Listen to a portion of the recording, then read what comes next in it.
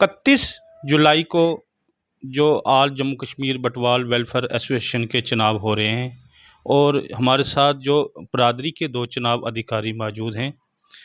पिछले दिनों अटकलें चल रही थी कि इन दोनों ने इस्तीफ़ा दे दिया, शायद हो सकता है इन पर कोई दबाव हो।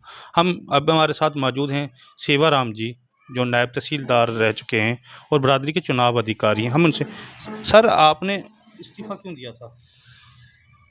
सर इस्तीफ़ा मैंने बरादरी के लिए बहुत कोशिशें की कि हमारा जो चुनाव होने जा रहा है जो 31 जुलाई को, मैं बिल्कुल पूरे प्रोसेस से पूरे ठीक ठाक ढंग से मैं निष्पक्ष चुनाव कराना चाहता हूं। लेकिन कुछ पार्टियां, उनका कोई ऑब्जेक्शन थे हमारे पास, उन्होंने दिए थे कि वो उन्होंने दूसरी पार्टी ने इतने फार्म भर दिए, हमारे फार्म नहीं भरे। तो उस जो के एक प्राइस सही प्राइस था, जो उन्होंने लिखा भी नोटिफिकेशन में पूरा लिखा था कि वाइस प्रेसिडेंट, जनरल सेक्रेटरी, दूसरा था, सब कुछ जितनी भी पोस्टें उनके लिए चुनाव होना था। लेकिन उन्होंने अपना फार्म नहीं लगाए और हमको ये कहा गया कि आपने हमको गलत गाइड किया है कि जनरल सेक्रेटरी और प्रेसिडेंट के लिए चुनाव होंगे। चलो मैं मान गया, मैं अपनी गलती मान गया, जिसकी वजह से फिर दूसरा पर उसने प्रेशर डाल दिया उन्होंने कि भाई ये जो अगर वो फार्म वापस लेंगे अपने पिछले दूसरे, मतलब जनरल सेक्रेटरी और प्रेसिडेंट के चुनाव होंगे तो हम इलेक्शन कंटेस्ट करेंगे, तो अगर बाकी फार्म भी रहे मैदान में तो हम चुनाव नहीं लड़ेंगे। तो हमारी कोशिशों में ये सोचा गया कि हम भी सोचा गया कि ये उल्टा सा प्रेशर हमारे पर डाले हैं और मैम को बहुत परेशानियां को सामना करना पड़ रहा था, जिसकी वजह से हमने ये अपना इस्तीफ़ा दे दिया। लेकिन कल इस्तीफ़ा किसको दिया आपने? हमने चेयरमैन साहब को दे दिया, मोटन साहब को, रमेश मोटन को। उन्होंने एक्सेप्ट नहीं किया। कल भी मीटिंग हुई, लेकिन हमने जो कहा कि अगर इलेक्शन करवानी है तो फिर जो फार्म बाकी हैं वो मतलब करो, उसको एलिमिनेट करो, तो प्रेसिडेंट और जनरल सेक्रेटरी की चुनाव कराओ। वो भी मान गए। अब इलेक्शन जो 31 जुलाई को होने जा रहा है और हमने इनको सिंबल भी दे दिए, जो कैंडिडेट फ्रे में है, जो मैदान में है, हमने उनको सिंबल दे दिए हैं। अब उनके लिए मेरी अपील है वो मैदान में आएँ और अपने अपने इलेक्शन जो सही पुरअमन तरीके से करवाएं। मुझे बताओ, जो आपके जो चुनाव होने जा रहा है इसमें कितने कैंडिडेट इस वक्त? इस वक्त प्रेसिडेंट के लिए 3 कैंडिडेट हैं और नाम उसका है, पृथ्वी सिंह है, दूसरा अजैब सिंह है, तीसरा संजीत कुमार है। 3 कैंडिडेट। उसके अलावा एक जनरल सेक्रेटरी है जो अनअपोज इस वक्त है। इस वक्त हमारे पास उसका फार्म पड़ा हुआ है।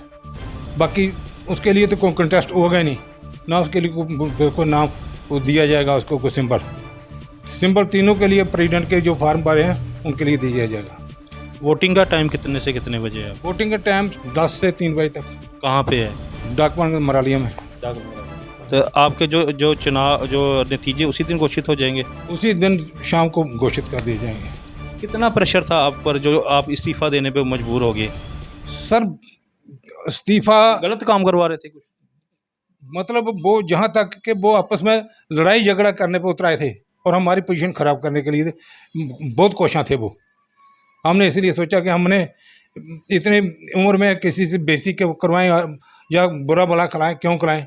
हमने बरादरी के हाथ जोड़ा कि हमने भी नहीं कराएं, अपना नया कमीशन लाओ और नया RO लाओ, अपना चुनाव करवाओ। जनाब आपने भी इस्तीफ़ा दिया था? जी सर। किस लिए दिया था आपने? देखिए सर, आपने पहले भी इंटरव्यू में मुझे पूछा था कि पिछले जो इलेक्शन है उन पर कई बार उंगली उठी और मैंने अश्योरेंस दिया था कि इस बार ऐसा नहीं होगा।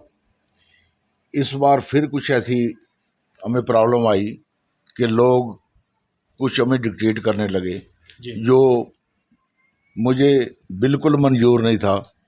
और जब उन्होंने बोला कि बहुत ज़्यादा जोर लगाए तो मैंने बोला कि मेरे होते हुए इस बार इलेक्शन जो है वो बिल्कुल निष्पक्ष होगा, बिल्कुल सही होगा, रूल के मुताबिक होगा। अगर आप अपनी मर्ज़ी से कराना चाहते हैं तो कराइए, हमें ऐसे इलेक्शन की कोई ज़रूरत नहीं है जो ठीक ढंग से नहीं है। लेकिन हमारा जो इस्तीफ़ा है वो बरादरी के जो बंदे हैं, मीन्स के मेरे को सबमिट करना पड़ा इलेक्शन कमिश्नर को, और वो नामंजूर हुआ है। और मैंने फिर भी बरादरी की सेवा को मद्देनज़र रखते हुए मैंने वो इस्तीफ़ा वापस ले लिया है। और मैं दोबारा ये कहता हूँ कि हमारी पूरी कोशिश रहेगी कि इलेक्शन जो भी होगा इस बार बिल्कुल ठीक ठाक होगा, उसमें किसी की भी डिक्टेशन नहीं चलेगी। अब रूल के मुताबिक होगी और हम रूल के मुताबिक ही इलेक्शन कराएंगे। और इलेक्शन 31 को होगा। इस वक्त हमारे पास प्रेसिडेंट के लिए 3 कैंडिडेट हैं, मिस्टर अजैब जी, मिस्टर पृथ्वी जी और मिस्टर संजीत जी। तीनों को प्रोसीजर के हिसाब से सिंबल अलाट हो चुके हैं। और इसके अलावा हमारे पास 2 कैंडिडेट आए थे जनरल सेक्रेटरी के लिए, उनमें से एक ने विथड्रॉ कर लिया और एक अब भी मैदान में है। Date will be announced unopposed. तो साथियों, फिर मैं बरादरी से आपके माध्यम से ये अपील करना चाहता हूँ कि खलल मत मचाएं इस इलेक्शन में। इलेक्शन को बिल्कुल ठीक तरीके से होने दें ताकि हमारा बरादरी का और इलेक्शन कमेटी का या इलेक्शन वालों का नाम बदनाम ना हो। मैं एक बात पूछना चाहता हूँ, ये जो आपका जो वोटर है, इसके लिए क्या उम्र रखी गई है और क्या क्या होना चाहिए जो चुनाव डालने के लिए, वोट डालने के लिए? वोटर जो है वो अबव 18 होना चाहिए, ऊपर कोई लिमिट नहीं है, अबव 18 होना चाहिए। और उनकी पहचान पत्र हमारे पास फ़िलहाल यही होगी कि उनके पास शेड्यूल कास्ट सर्टिफिकेट और आधार कार्ड रेजिडेंस प्रूफ के लिए होना चाहिए। यही 2 ही कंडीशन है हमारे पास। कैसे पहचानेंगे वो बटवाल कम्युनिटी का? कोई और भी डाल सकते हैं? नहीं, वही है ना बटवाल में सर्टिफिकेट, जो कास्ट सर्टिफिकेट है जी। नंबर 1, दूसरा आधार कार्ड फॉर रेजिडेंस। ये 2 डॉक्यूमेंट उनके पास होंगे। Only those person will be allowed to cast vote. Voting का टाइम, आपने एक पोलिंग बूथ बनाया, इतना बड़ा जम्मू कश्मीर है, क्या आप नहीं चाहते थे कि पोलिंग इतनी दूर से लोग कैसे आएंगे वोट डालने के लिए? बिल्कुल हम चाहते थे, लेकिन हमारे पास अभी इतने रिसोर्सेज नहीं है, हमारे पास इतने फंड नहीं है।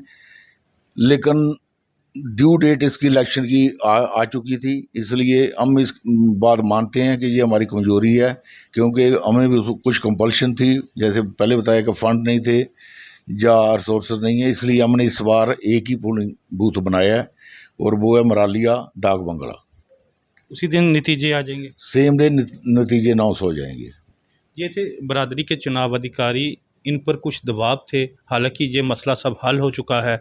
और ये इनका यही कहना है बरादरी के लोगों को कि जो चुनाव जो 31 जुलाई को होने वाले हैं, इसमें बढ़ चढ़ कर लोग भाग लें।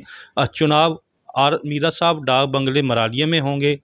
और इन्होंने ये भी कहा है कि जो आप अपना जो प्रधान पद के लिए जिसको भी चुनना चाहते हैं, वो एक योग्य उम्मीदवार को चुनें।